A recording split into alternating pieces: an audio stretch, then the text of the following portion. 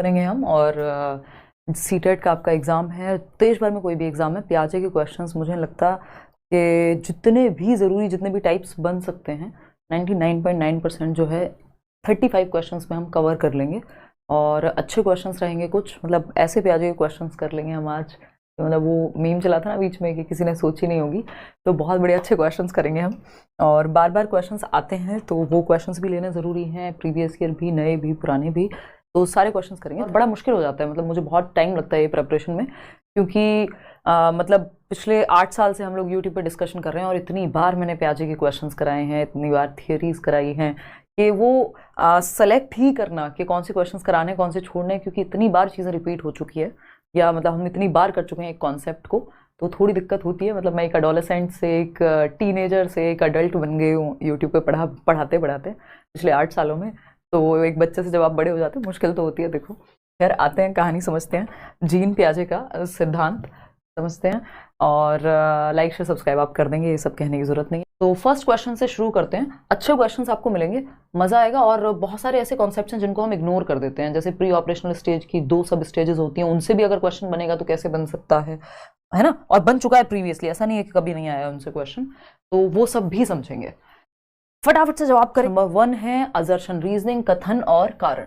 आजकल ये नया तरीका है, सब जगह पूछा जाने लगा है, लगभग हर एग्जाम में। असर्शन क्या है? अकॉर्डिंग टू पियाजे, child of age 4 years learns their primary language by their cognitive approach.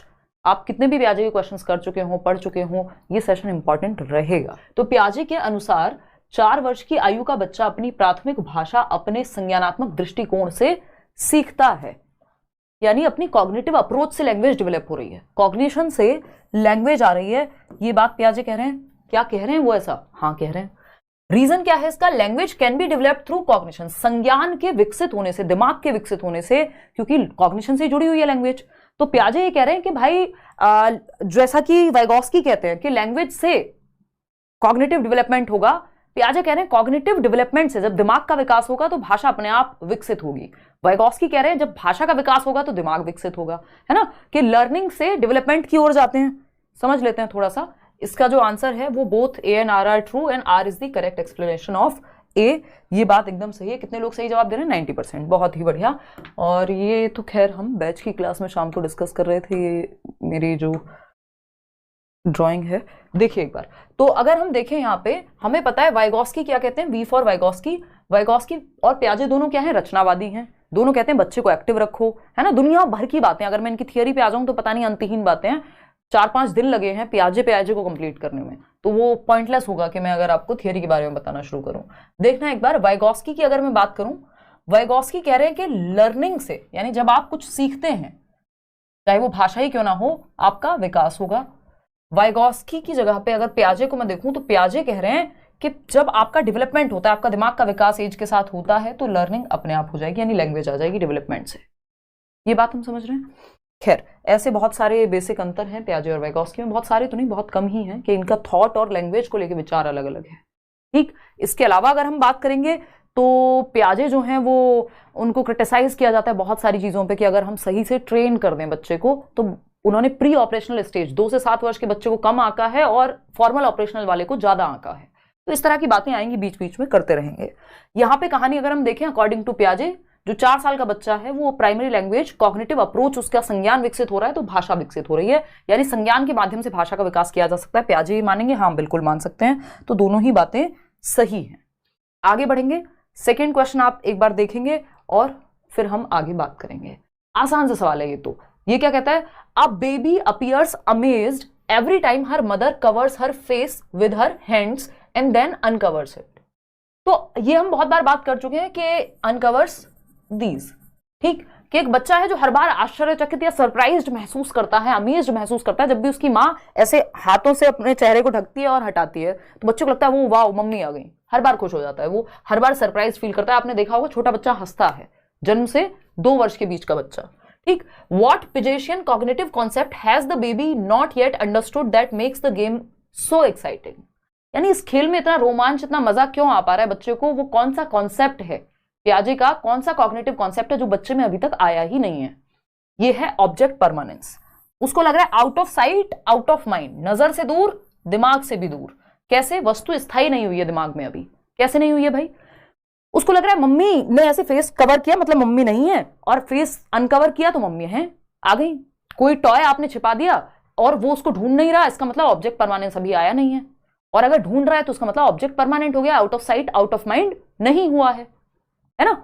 तो हम ये कहेंगे ऑब्जेक्ट परमानेंस का, इसके बारे में 2 क्वेश्चन आते हैं। लैक ऑफ ऑब्जेक्ट परमानेंस कब होगा? जन्म से 2 वर्ष, सेंसरी मोटर स्टेज में। और इसका अचीवमेंट कब हो जाएगा? तो इसी स्टेज के अंत तक आते आते सेंसरी मोटर यानी संवेदी गामक जो पहली अवस्था है पियाजे की, SPCF, sensory motor, pre operational, concrete operational और फॉर्मल ऑपरेशनल, एसपीसीएफ, पूरी पियाजे की थ्योरी आपकी रिवाइज हो जाएगी बहुत अच्छे से क्वेश्चंस के माध्यम से। ठीक, तो ऑब्जेक्ट परमानेंस की वजह से वस्तु स्थायी नहीं हुई है अभी बच्चे के दिमाग में, यानी बच्चा जन्म से 2 वर्ष के बीच में ही है, और यही एकमात्र ऐसी अवस्था है जिसमें वस्तु स्थायित्व की कमी भी है और इसी के एंड में अचीव भी हो जाएगा। ठीक, सीरिएशन होता है सीरीज में लगाना, छोटे से बड़ा, बड़े से छोटा, असेंडिंग डिसेंडिंग ऑर्डर में लगाना। कंजर्वेशन एक बड़ा सा कॉन्सेप्ट है जिसको हम समझेंगे अभी। एनिमिज्म होता है, बच्चा निर्जीव चीज को भी सजीव समझेगा, कि यदि ये पेन उसकी आंख में लग जाए वो कहेगा पेन ने मुझे मारा है ना। फिर हम कहते हैं अरे मेरे बच्चे को मारोगे तो पेन को 2 चांट लगा दो। तो इस तरह की बातें बहुत होती है। पियाजे की थ्योरी एक बहुत ही बढ़िया, इसमें जोक्स क्रैक हो सकते हैं, हम ये कह सकते हैं। क्वेश्चन नंबर 3 है, इस बार आया हुआ क्वेश्चन है, और इससे जुड़ा हुआ एक और क्वेश्चन मैं कराऊंगी। तो बहुत सारे कॉन्सेप्ट इस क्वेश्चन के माध्यम से, ये आज का क्वेश्चन ऑफ द डे भी आप इसको कह सकते हो, कि इस क्वेश्चन के माध्यम से बहुत सारी कॉम्प्लेक्स चीजें आपकी सॉल्व होंगी, है ना। तो अगर हम देखें, क्योंकि कुछ चीजें हमें बस हम ऊपर ऊपर से पढ़ लेते हैं कई बार, वो क्लैरिटी आ जाएगी इस क्वेश्चन से। देखना एक बार, अकॉर्डिंग टू जीन पियाजे, ये क्वेश्चन देखना, और फिर इसके बाद एक और क्वेश्चन है, ये क्वेश्चन देखना, है ना। इन दोनों में क्या रिलेशन है, इसीलिए दोनों को साथ रखा है, उस पर चर्चा करेंगे।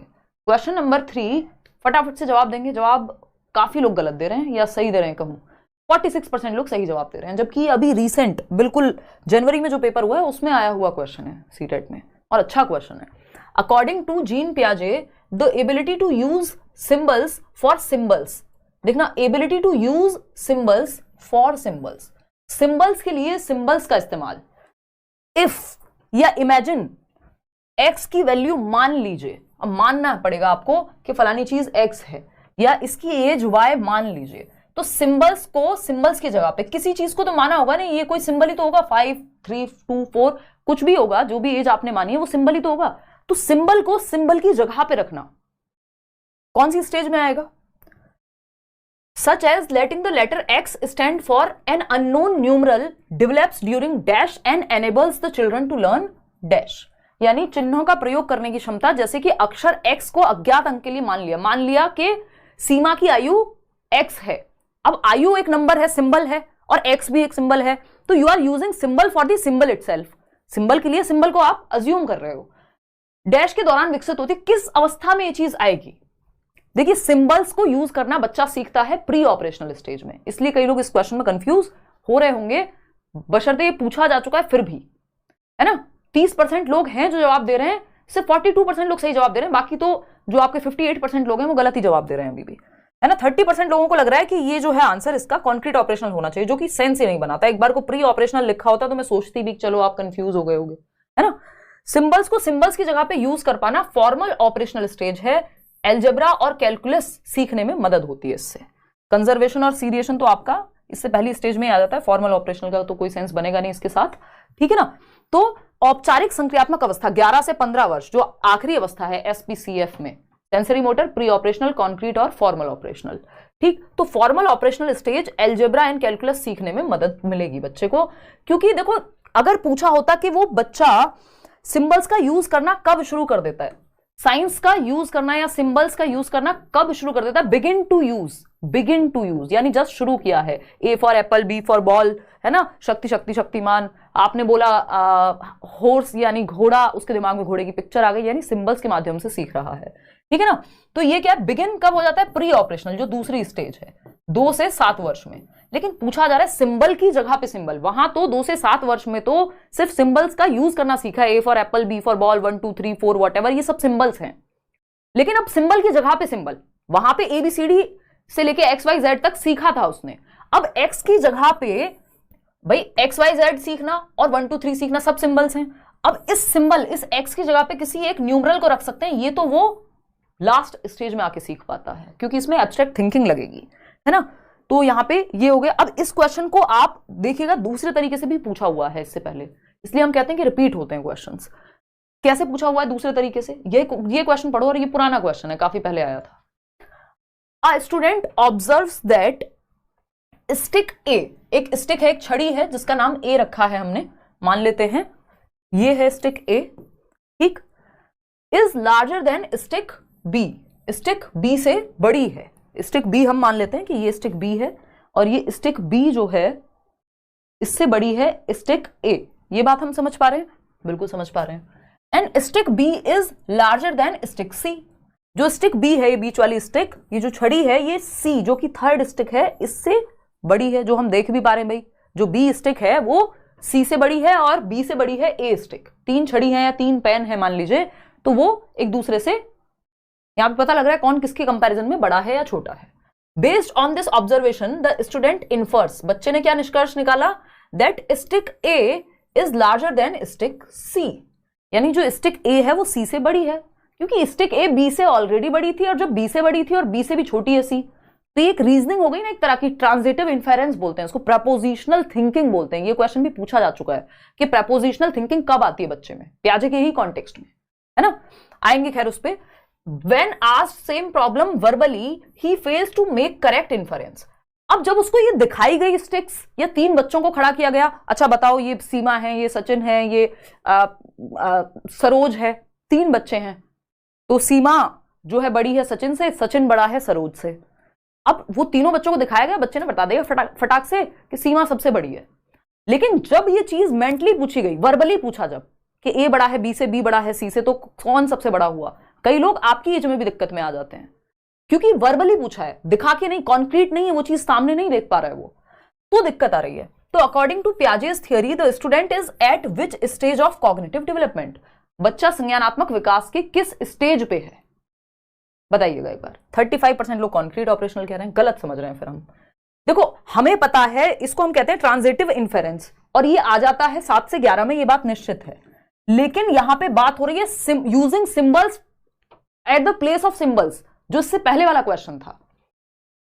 भाई ए बड़ा है बी से, बी बड़ा है सी से, ये सिंबल है, लेकिन अभी ये सिंबल लॉजिक किसके बारे में आया, ये ट्रांजिटिव इन्फेरेंस तो आ गया, लेकिन कॉन्क्रीट चीजों के बारे में, जिसको देख पा रहा है बच्चा, वो कॉन्क्रीट ऑपरेशनल है ना। और अगर, अच्छा सही जवाब दे रहे हो, कोई दिक्कत नहीं, डरा नहीं रही हूं। देखो एक बार अगर हम देखें यहां पे, और अगर वर्बली तो वो नहीं बता पाएगा, लेकिन उसको दिखा दो तो बता पाएगा। इसका मतलब सिंबल्स को सिंबल्स की जगह यूज नहीं कर पा रहा। अगर वो वर्बली भी बता देता तो वो हो जाता फॉर्मल ऑपरेशनल में, क्योंकि एक्स मान लिया उसने, एक्स है, मानने वाली बात आ गई, है ना, प्रपोजिशनल थिंकिंग आ गई। तो ये अगर वो वर्बली बता पाता, अगर उससे मौखिक रूप से पूछते और फिर भी बता देता, तो फॉर्मल ऑपरेशनल में था। अभी वो नहीं बता पाता क्योंकि एब्स्ट्रैक्ट कॉन्सेप्ट हो गया, अमूर्त हो गया। एक्स को मानना है किसी नंबर की जगह, एब्स्ट्रैक्ट है, अमूर्त है, दिख नहीं रहा कौन सा नंबर। क्योंकि कॉन्क्रीट ऑपरेशनल स्टेज ये है 7 से 11 वर्ष, क्योंकि जब तक दिख रही हैं उसको स्टिक्स, जब तक ये छड़ियां या पेन या बच्चे दिख रहे हैं जिनसे कंपेयर करके ट्रांजिटिव इन्फेरेंस निकालना है, प्रपोजिशनल थिंकिंग निकालनी है, तो वो बता पा रहा है। जैसे ही अमूर्त हो गया, देखो कॉन्क्रीट मतलब मूर्त, जिसको देखा जा सके, टच फील किया जा सके, और अमूर्त जिसको सामने नहीं है जो, तो यहां पे वर्बली में सामने नहीं है, आपको अज्यूम करना है दिमाग में, ठीक है ना। तो अगर यहां पूछ लेता वर्बली भी बता पाता है तो फॉर्मल ऑपरेशनल हो जाता, ऐसे भी तो पूछा जा सकता है। और क्योंकि यहां ये नहीं पूछा कि वर्बली बताने में दिक्कत आ रही है, इसका मतलब मूर्त चीजों के प्रति ही वो जवाब या लॉजिक दे पाता है। इंडक्टिव लॉजिक आया है, अभी एग्जांपल से रूल पे जा पाएगा, सिंपल बात है, ठीक। तो इस बात को ध्यान रखना है कि यहां पे क्योंकि सिंबल सी तो है, ये एबीसी जो स्टिक है, ये जो स्टिक एबीसी है, ये सिंबल कैसा है, ए भी सिंबल है, बी भी सिंबल है, सी भी सिंबल है, ठीक है। अब यहां पे मूर्त चीजें हैं हमारे पास कि ये इससे बड़ा है, ये इससे बड़ा है। अब यहां पे हमें मानना था कि ए बड़ा है बी से, मान लो में फिर फॉर्मल में चला जाता क्योंकि एब्स्ट्रैक्ट हो जाता। तो ये बेसिक सी बात है जो हमें ध्यान में रखनी है, ठीक है। इसी को प्रपोजिशनल थिंकिंग भी कहा जा सकता है कि ये बड़ा है इससे, ये बड़ा है इससे, ये मानना है एब्स्ट्रैक्ट कॉन्सेप्ट में। जैसे ये वाला क्वेश्चन है, इससे पूछ लेता है इसमें कौन सी थिंकिंग है, कि आपने एब्स्ट्रैक्ट रूप में सिंबल्स को सिंबल्स की जगह लिया है, तो ये प्रपोजिशनल थिंकिंग हो जाती पियाजे के अनुसार। इस पे कभी और भी मैं क्वेश्चन कराऊंगी। प्रपोजिशनल थिंकिंग जो किस में आती है, फॉर्मल ऑपरेशनल 11 साल के बाद ही आती है, कि आप प्रपोर्शन में एक दूसरे के साथ संबंध में सोच पा रहे हैं, ठीक। जब आप छड़ी देख के जवाब दे पा रहे हैं, इसका मतलब ये ट्रांजिटिव इन्फेरेंस है, जो 7 से 11 वर्ष में आ जाता है। ए बड़ा है बी से, बी बड़ा है सी से, है ना। अगर बिना छड़ी के दे पाए तो ये फॉर्मल हो जाएगा, यानी बिना किसी एक आइटम के दे पाए जवाब। ठीक है, मुझे लग रहा है भाई अमेजोन वाले कॉल कर रहे हैं, एक बार आप ये जवाब दो फटाफट से, मैं इनकी सुन लूं थोड़ा।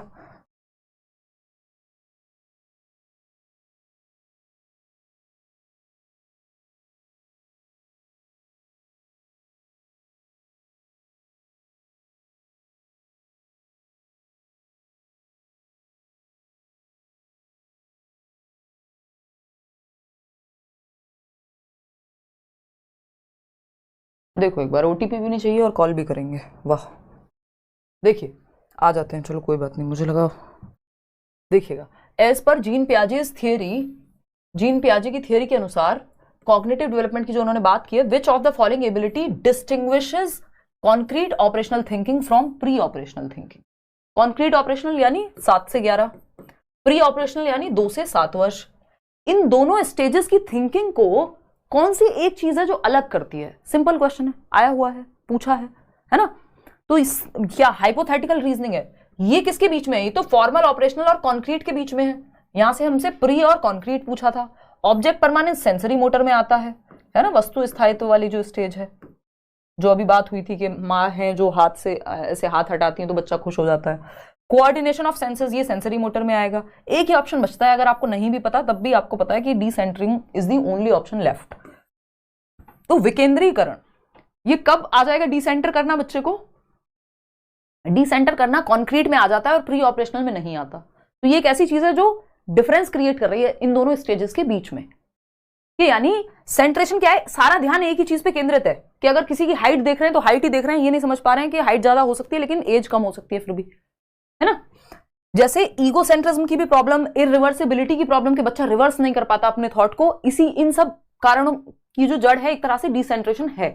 ठीक, पियाजे ने, क्योंकि वो ईगोसेंट्रिक भी है, तो ईगोसेंट्रिसिज्म के लिए यानी अहम केंद्रित के लिए उसको लगता है वो दुनिया का सेंटर है। जैसे वो सोचता है जो वो खाना पसंद करता है वो सब खाना पसंद करेंगे, इसके लिए उन्होंने 3 माउंटेन टास्क किया था। और 3 माउंटेन टास्क ये तो बताता ही है कि बच्चा कितना सेल्फ सेंट्रिक है, और ये भी बताता है कि वो रिवर्स नहीं कर पा रहा सोच।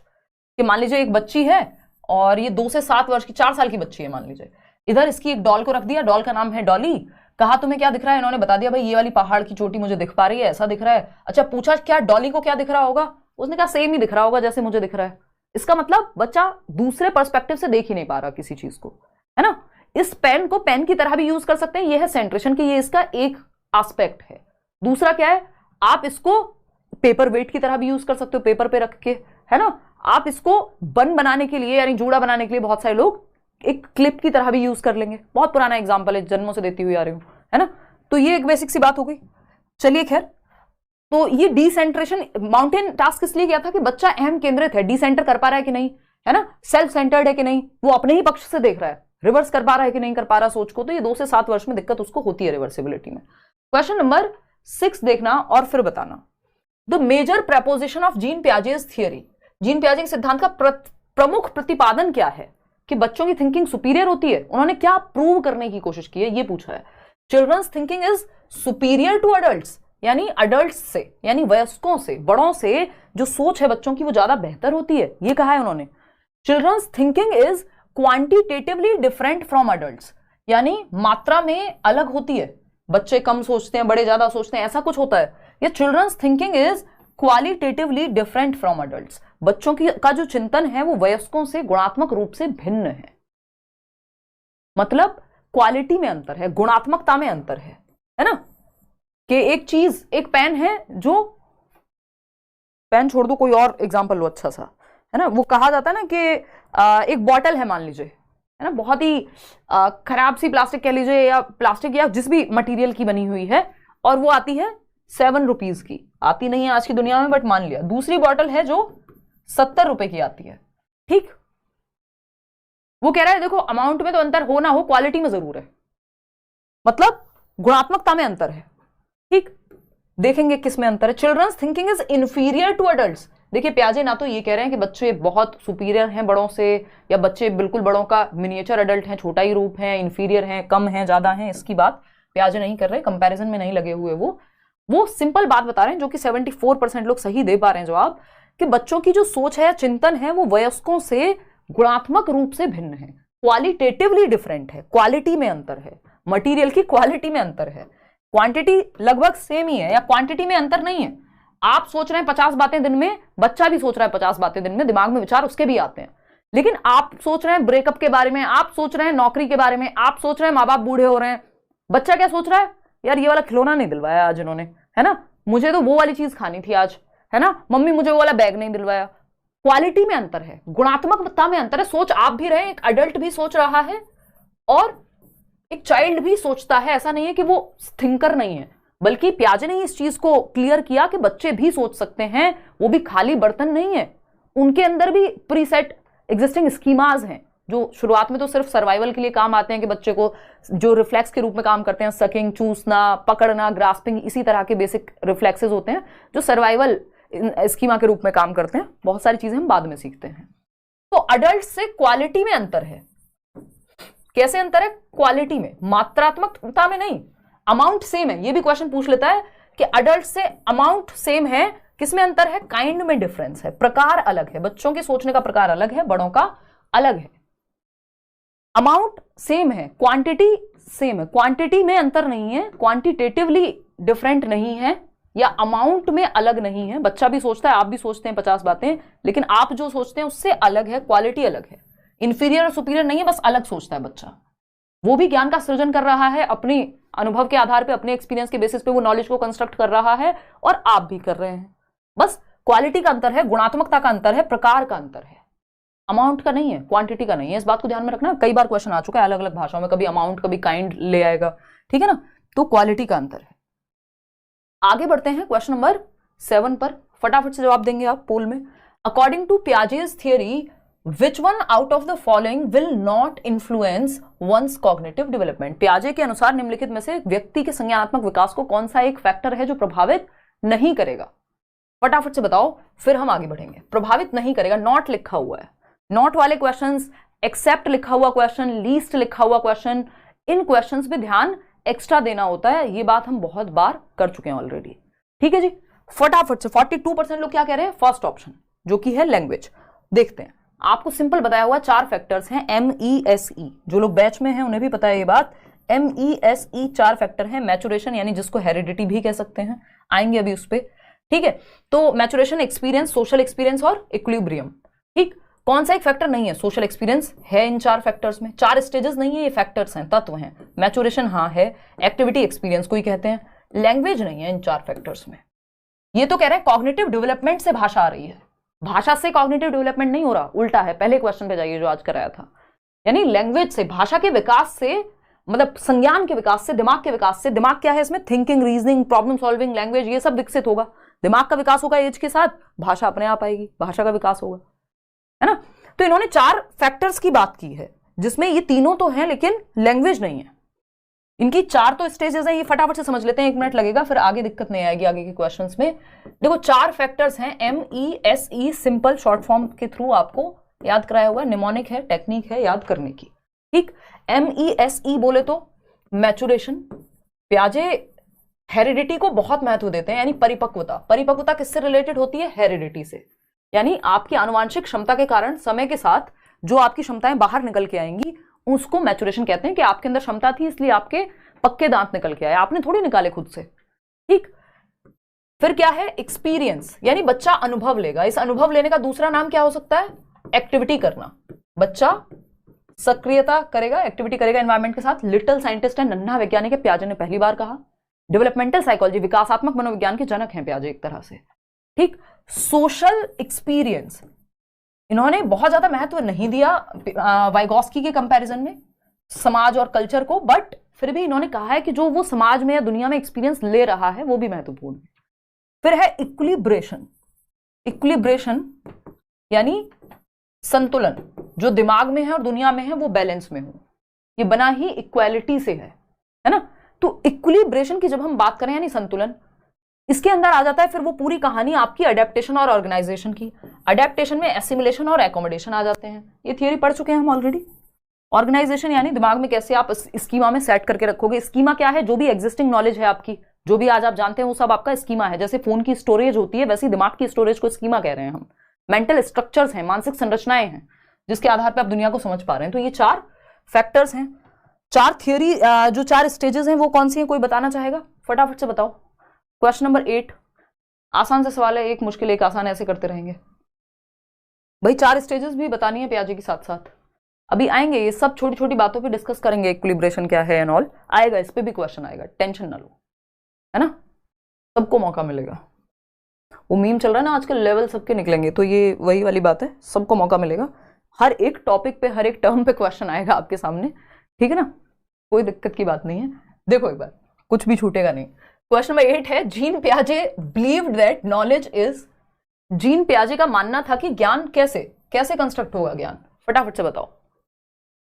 को constructed in interactions with more knowledgeable other, MKO, इसकी बात वाइगॉस्की करते हैं, पियाजे नहीं करते, तो ये तो हट गया ऑप्शन। आप विजिबल बिहेवियरल चेंज, व्यवहार में परिवर्तन, इसकी बात बिहेवियरिस्टिक लोग करते हैं, जो आपके सिलेबस में नहीं है सीटेट के लेवल पे। Constructed by the child rather than being passed passively from the environment, पर्यावरण से निष्क्रिय रूप से पारित होने के बजाय बच्चा सक्रिय रूप से निर्मित करता है, बच्चा एक्टिव होता है। बच्चा जिस ऑप्शन में एक्टिव है, 99% पेडागोजिकल क्वेश्चन सही हो जाएंगे जहां आप बच्चे को एक्टिव रख रहे हैं, तो बच्चा एक्टिव है। इनेट and given rather than acquired through interactions, ये कह रहे हैं बच्चे को कोई कहीं से भगवान जी भर देते हैं, एक कैप्सूल देते हैं हम जब वो पैदा होता है, और उससे सारी नॉलेज उसके अंदर, जैसे वो मेमोरी कार्ड नहीं आता था पहले, चिप बोलते थे जिसको, है ना, या पेन ड्राइव, उसमें जैसे गाने भर सकते हो आप, वैसे ही दिमाग में भी भर दोगे ज्ञान और सब कुछ। ऐसा नहीं होता। पियाजे कह रहे हैं ज्ञान निर्मित किया जाता है, बच्चा सृजित कर रहा है दुनिया में एक्टिविटी करके। एक पेन भी मिलता है, उसको खोल के, तोड़ के, जान के, क्यूरियोसिटी, बहुत सारे सवाल पूछ के, तब वो ज्ञान का सृजन करता है, ना कि कोई उसके दिमाग में भर देता है। आंतरिक नहीं है, जन्मजात नहीं है ज्ञान कोई, कि इतने % मेमोरी के साथ आया था, कि इसमें 4 गाने पहले से थे, 2 आपने भर दिए, वो वाला सीन नहीं है। बच्चा एक्टिवली नॉलेज को, ना कि कोई पैसिवली उसके दिमाग में नहीं भरेगा, ज्ञान का सृजन करेगा एक्टिविटी करके। लिटिल साइंटिस्ट है, नन्हा वैज्ञानिक है, एक्टिविटी करता है। तो 3rd ऑप्शन सही है। एक और क्वेश्चन है, फटाफट से सॉल्व कीजिएगा। Afsa holds up a potato chip, Afsa एक बच्ची है जो आलू के चिप्स को ऐसे पकड़ती है, वो पोटैटो चिप्स आते हैं ना, लेज वॉट जो भी आप खाते हो, ना ही खाएं तो अच्छा है, कम खाएं, ठीक, तो उसको बटरफ्लाई के जैसा लगता भी है कोई चिप्स देखने में, तो पोटैटो चिप को वो कहती है देखो देखो ये बटरफ्लाई है ना, ये तो एक तितली के जैसा है। According to Jean पियाजे this kind of symbolic thought is characterised in what stage, gene पियाजे के अनुसार इस प्रकार का प्रतीकात्मक विचार किसकी विशेषता है, कौन सी स्टेज में आता है, फटाफट से बताओ। सेंसरी मोटर जन्म से 2 वर्ष में, सिंबॉलिक स्टेज तो नहीं है ये, है प्री ऑपरेशनल में, हमें क्या पता, बताओ खुद से, ठीक, फटाफट से बताओ। कॉन्क्रीट ऑपरेशनल में 7 से 11 में, या फिर फॉर्मल ऑपरेशनल 11 से 15 में। ये 4 स्टेजेस हैं, sensory motor, pre operational, concrete operational, SPCF, sensory motor पहली स्टेज, फिर प्री ऑपरेशनल, कॉन्क्रीट और फॉर्मल, ठीक है जी। 65% लोग सही जवाब दे रहे हैं, पूर्व संक्रियात्मक चरण। और इसका भी अगर मैं पूछूं, अभी क्वेश्चन का जवाब आपको पहले से मिल जाएगा, इसके भी 2 चरण होते हैं, उन 2 चरणों में से कहां आएगा, इसकी 2 सब स्टेजेस हैं प्री ऑपरेशनल स्टेज की। ये जो सेकंड स्टेज है, होती तो पहली स्टेज की भी सब स्टेजेस हैं, बट वो आपके काम की नहीं है, इससे क्वेश्चन पूछा जा चुका है तो जानना जरूरी है ना। प्री ऑपरेशनल स्टेज की 2 सब स्टेजेस हैं, पूर्व संक्रियात्मक अवस्था जिसमें सिंबल्स डेवलप हो रहे हैं, एनिमल्स में बच्चा निर्जीव को सजीव समझेगा एंड ऑल। ये जो सेकंड स्टेज है, इसकी 2 सब स्टेजेस हैं, इसकी 2 छोटी छोटी स्टेजेस हैं। एक है प्री कॉन्सेप्चुअल स्टेज, पूर्व संप्रत्यात्मक 2 से 4 वर्ष, और दूसरी है इंट्यूटिव स्टेज, सहजात्मक अवस्था 4 से 7 वर्ष। इन दोनों में से किस स्टेज में सिंबॉलिक थॉट आता है, कोई बताना पसंद करेगा? सिंबल्स कौन सी स्टेज में आ जाएंगे? मन कर रहा है किसी का? चक्कर वक्कर तो नहीं आ रहे? फटाफट से बताओ सागर, कोई बात नहीं, जवाब दो फटाफट। हाँ, सब तुक्का लगा रहे हैं, कोई कुछ कह रहा है, कोई कुछ कह रहा है। चलो देखते हैं, अभी ये क्वेश्चन का जवाब आगे मिलेगा, एक क्वेश्चन है मैंने प्रॉपर डाला हुआ है तो आपको समझ आ जाएगा। अभी आप तुक्के लगाओ, है ना। कोई कह रहा है इंट्यूटिव, कोई कह रहा है प्री कॉन्सेप्चुअल, अभी आएंगे उस पर, डोंट वरी। तो यहाँ पे जो आंसर है वो सिंपल पूर्व संक्रियात्मक है, क्योंकि ये बच्चा ये सिंपल लिख दिया है सिंबॉलिक थॉट। इस सिंबॉलिक थॉट को दूसरे शब्दों में क्या लिख सकता था? सिमियोटिक फंक्शन। सिंबल्स के थ्रू फंक्शन करना बच्चे ने सीख लिया है ना। कि वो हैरी पॉटर की झाड़ू को, अपने घर की झाड़ू को हैरी पॉटर के उस झाड़ू की तरह समझ रहा है जिसपे वो बैठ के उड़ सकता है, शक्तिमान की तरह घूमना चाह रहा है ना। सिंबल्स के माध्यम से उसमें सीखने की क्षमता आ गई है। कहां पे आता है ये? प्री ऑपरेशनल में। ABCD 1 2 3 4 ये सब सीख गया, ये सब सिंबल्स ही तो हैं। तो सिंबल्स को सीखना शुरू करता है वो इस स्टेज में, कि वो बटरफ्लाई को कैसे कर रहा है। जैसे हम हैरी पॉटर की, या वो डॉक्टर खेलना है ना, तो वो झाड़ू या एक रिमोट को फोन की तरह यूज कर रहा है, तो वो भी तो सिंबल ही है एक तरह से, ठीक। तो ये क्या प्री ऑपरेशनल स्टेज में हो जाती है ये चीज। पूर्व संक्रियात्मक में क्वेश्चन नंबर 10 देखिएगा फटाफट से, क्या कहता है। ये एक आसान कहोगे या जैसा आपका मन करे कहने का, इसका जवाब मैं दूंगी, अभी आएगा क्वेश्चन कौन सी स्टेज में होती है चीज। क्वेश्चन नंबर 10 देखिएगा, which of the following is not true, यानी कौन सी एक बात सही नहीं है। Which of the following is not true about constructivist learning theories, रचनावादी शिक्षण सिद्धांतों के बारे में कौन सी एक बात सत्य नहीं है। रेफरल कोड करियरविल पे CW20 है, आई थिंक करियरविल 20, जो वेबसाइट पे आप लगाएंगे तो 20% डिस्काउंट, वहां लिखा हुआ भी होगा, एक बार चेक कर लेना, देखना एक बार। Third option, which of the following is not true about constructivist learning theories, रचनावादी शिक्षण। रचनावादी में पियाजे भी आते हैं, वाइगॉस्की भी आते हैं। जो रचनावादी कौन लोग, जो कहें ज्ञान की रचना की जा सकती है एक्टिवली, बच्चा एक्टिविटी करके सीख सकता है, दोनों कहते हैं, पियाजे भी वाइगॉस्की भी। पियाजे रेडिकल कंस्ट्रक्टिविस्ट हैं, वो कहते हैं इंडिपेंडेंट एक्टिविटी, हेरिडिटी, जेनेटिक्स ये इंपॉर्टेंट है, और वाइगॉस्की कह रहे हैं सोसाइटी और कल्चर इंपॉर्टेंट है, ठीक है ना।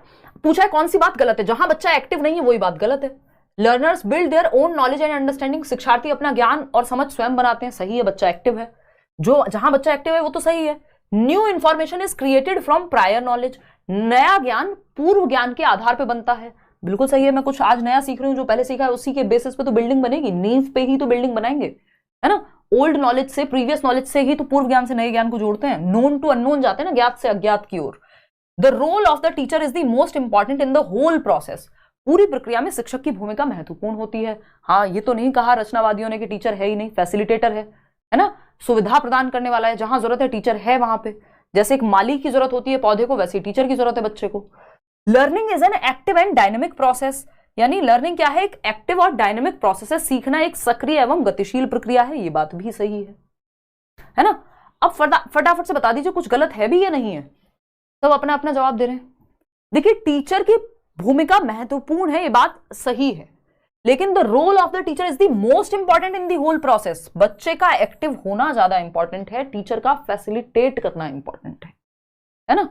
टीचर का फैसिलिटेटर होना इंपॉर्टेंट है, ऐसा नहीं है दिमाग में टीचर ही भर देगा सब कुछ। तो जो गलत है वही सही है, क्योंकि पूछा ही गलत था। चलिए खैर।